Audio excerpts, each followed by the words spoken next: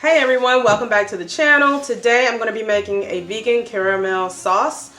You can use this for dipping apples. I'm going to actually be putting this particular one into an vegan pumpkin cream pie. So be looking out for that video. I will tag that one along with this one as well. So we're going to go ahead and get started. Please go ahead, like and subscribe to my channel, and of course share this video.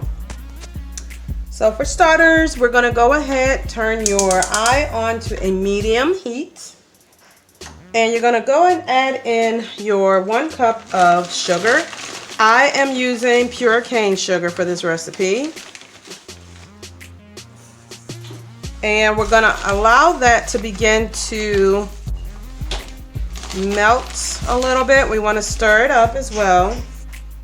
And so we're going to just kind of swirl this in the pan just so it'll start to melt. You don't want to stir, you're just kind of letting it swirl and mix a little bit.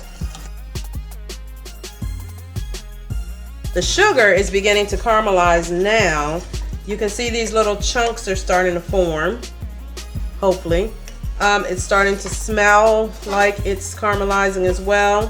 So again, I'm just going to try to maintain keeping this moving so nothing begins to stick and burn. Now I actually did turn my fire down just a little bit because I don't want it to burn at all. So I'm going to keep mixing this up for a few more minutes. Then I'm going to add in my milk, my butter, sorry. Alright, I'm not sure if you can see this very well or not, but the sugar is beginning to get into a liquid form, a little bit more than what it was originally. So again, I'm not doing a major stirring action. I'm just kind of just keeping it moving just so nothing gets stuck in place. So it's almost melted. I have made caramel before. I'm following a recipe. I'm not following it to a T, and I'll give you the information on what I changed in a few minutes. But I've never made it this way. I've always had the butter and the sugar together. So I'm not real sure what the purpose of doing it this way is, but it seems to be working out well. And I had to change my recipe up on the fly because I couldn't find one of the ingredients. So we're going to find out today if changing up the one ingredient is going to make a difference or not.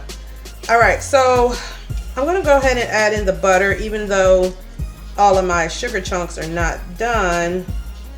Looks like they will melt pretty well. I have this one big chunk in here. I'm not sure why that's there. Hopefully it'll melt. If it don't, I'll just have to take it out. So we're going to add in 6 tablespoons of butter. And we're going to allow that to also melt in.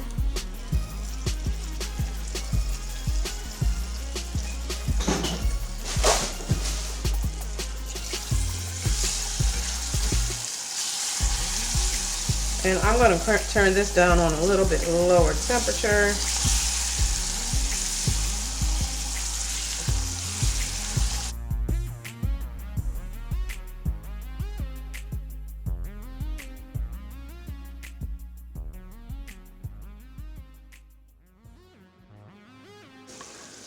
Sweetened condensed coconut milk. The original recipe I got this from called for coconut cream, just the hardened portion of the coconut cream. However, I could not get my hands on any coconut cream today. So I'm going to substitute with this coconut sweetened condensed milk. I do not know if this is going to do the trick. We will find out. I pray it does because I definitely need this for my recipe. So I'm going to go ahead and add this in now.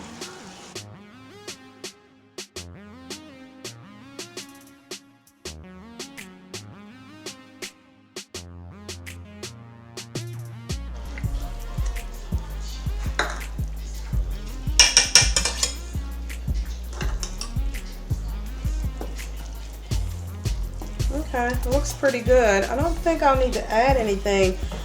If necessary, I probably could add a little bit of cornstarch to thicken it up. But if it flows like most that I've done, it should thicken up on its own. Yeah, it looks pretty good. It actually looks really good. And you're gonna get just a little bit of vanilla. You can pour what you choose. I'm just gonna do a drop. And if you want, you can add in a little bit of salt.